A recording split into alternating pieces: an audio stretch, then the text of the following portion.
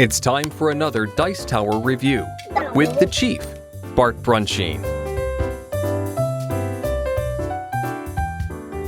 Hey, it's the Chief from the Dice Tower, and today we're going to be talking about Rommel in the Desert. It's a game from Columbia Games.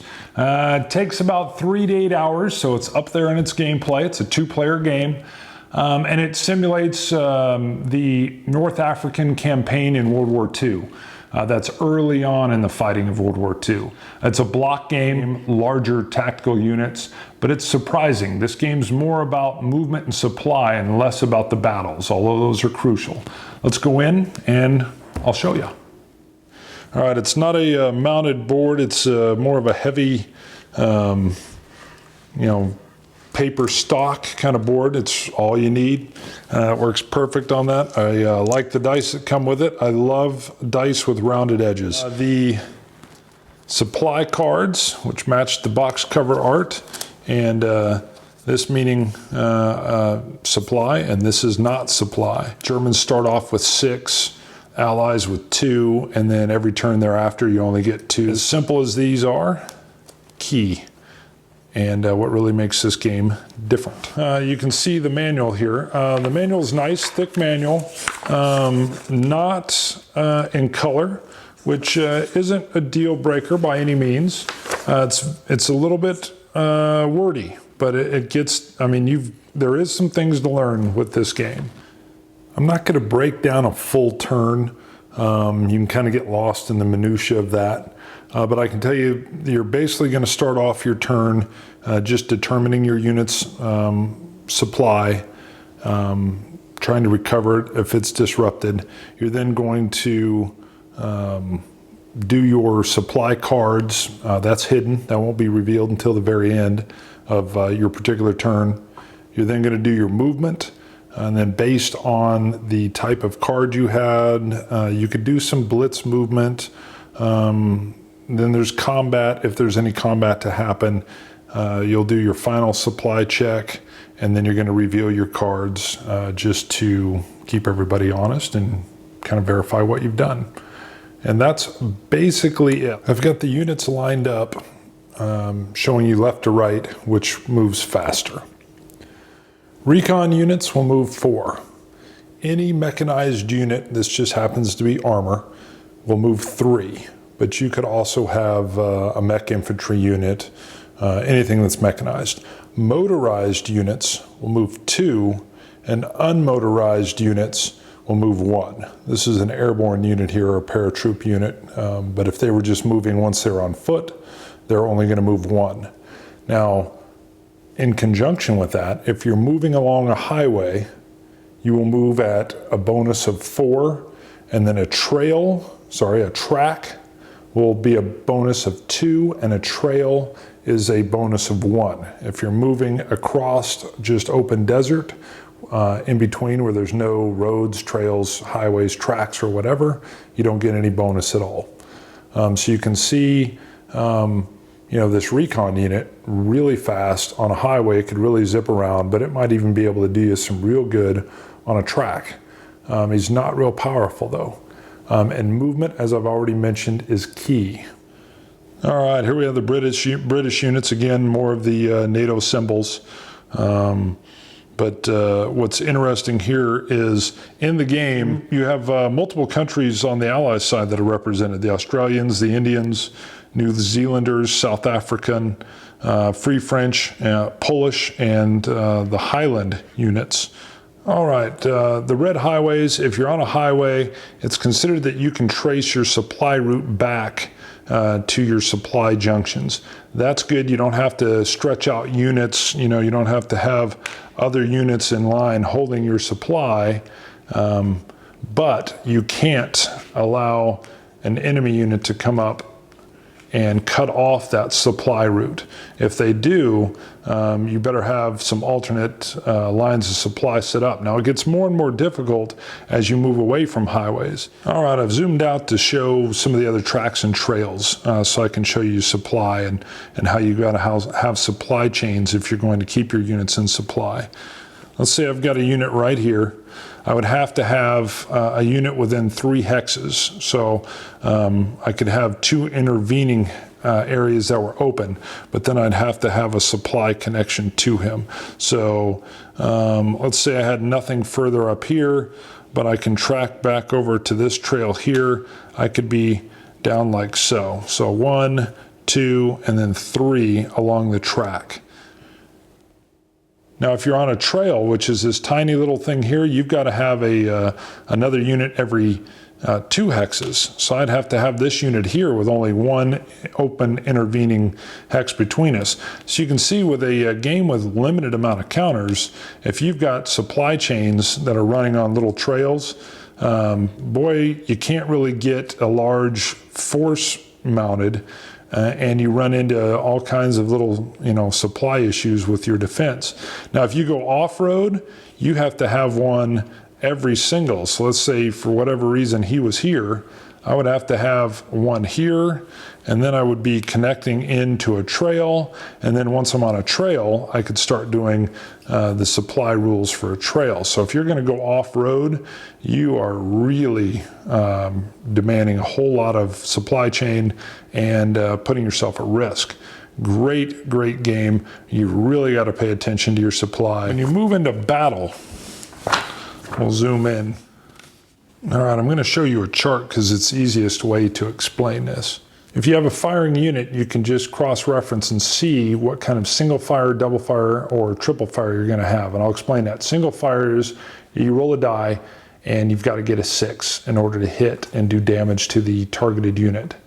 Double fire, you need a 5 or 6 to hit, and triple fire, you're going to get a hit on 4, 5, or 6. You can see the advantage of going against the artillery. And you're forced to shoot at armor if you're armor. But if you've moved into a hex or a zone that doesn't have any armor, you're going to possibly get some double fire. As long as there isn't some anti-tank guns in there, you may want to fire at them. But you can see you're going to get a much greater chance of striking here. And if you can knock these units out, or if there's an artillery unit by itself, you're going to get triple fire. So you got a 50-50 shot of hitting the unit. And you can see it moves down for the similar deal. You've got mechanized infantry or motorized infantry, single fire coming across on both armor and other infantry, but they get double fire against the anti-tank gun. Triple fire is always, well, except when you're down on other artillery, against the artillery units. Anti-tank guns, you can see the nice double fire against tanks, but they get single fire everywhere else. So you can start to see how this works in and how your order of battle, although very simple, this little chart here really shows you some of the very cool yet simple and complex at the same time things you can do with your units as you move them. I know this is abstracted. It's difficult for me to explain kind of how the battling goes, but you're simply lining your units up as I had them on the map, and you're looking at this chart and bang, roll 1 die. And then you'll do the next armor unit. And then if you knock these guys out, you can see tanks have an advantage against infantry, and as these other ones work themselves out. This artillery unit here has been placed behind the lines just to simulate that they can fire basically at any unit, but they can't be fired on directly as long as any of these units are present. And it can't be said enough that in this game, movement and supply are your main things you want to do and what you want to do to the other player. You want to disrupt their supply line and then break it, surround units that are out of supply or move so quickly that they're cut off and just simply destroyed without you ever even having to do combat with them. If you want movement and supply as a game mechanic, this is the game you want. So can there be a war game that simulates the North African campaign? They're vast, almost featureless desert, decisive battles, fixed battles, mechanized movement, other units that are moving by foot, having a hard time getting around. Supply, crucial, both sides of it. But Rommel, the Germans were just restricted so much on their supply, yet he managed to pop up in weird places and hit the Allies where they didn't expect them. Can this game do that? Yes, it does it quite well. First of all, I've got to tell you, this is a review copy. Grant Deglish, sorry if I'm not saying the name right. When he sent it to me from Columbia Games, he asked that I play it 3 times before I review it. So here's what happens. I play game 1. The guy I'm playing, we march our armies down the roads, kind of maximizing our movement, run into each other, and we just keep funneling units into the same little region that we're fighting in. And the combat, as you've seen in the when we took the closer look, it's there, it's good, but it's not really what this game's about. It's not about just lining your guys up and rolling off some dice. And I didn't get it. We just kept funneling units in, we rolled dice, and I think I eventually kind of crippled him a little bit. But right near the end of that game, as he started to realize that he wasn't going to win this little match off, he started to maneuver on me. He started to maneuver around the back, and we ended up having to call it short, but it was clear that he was going to have a real good shot at cutting off my supply. And I went and referred to more rules as we were playing, just checking the supply, and I realized that had he managed to cut off supply, all my units, which I had a majority and superiority over him at that time, probably would have been defeated. And I thought, wow, all right. So the next time I play the game, I really look toward movement. And I got a little over aggressive with my movement, did not draw the supply cards I needed, and boy, did I get overextended and nailed. Hello. But I thought, well, look at here. I could start to see all the possibilities of how this game is really, as I should have known, it's about maneuver. You know, the 2 generals in this conflict are called the Desert Fox, Rommel, and the Spartan General, which is Montgomery.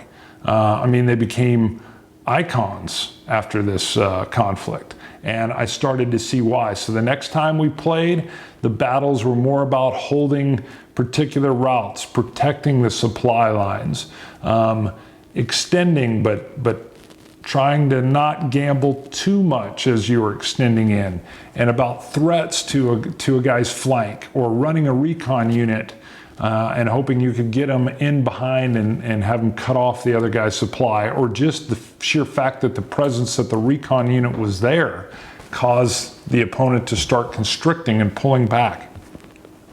I should play this game 10 times before I review it, not 3.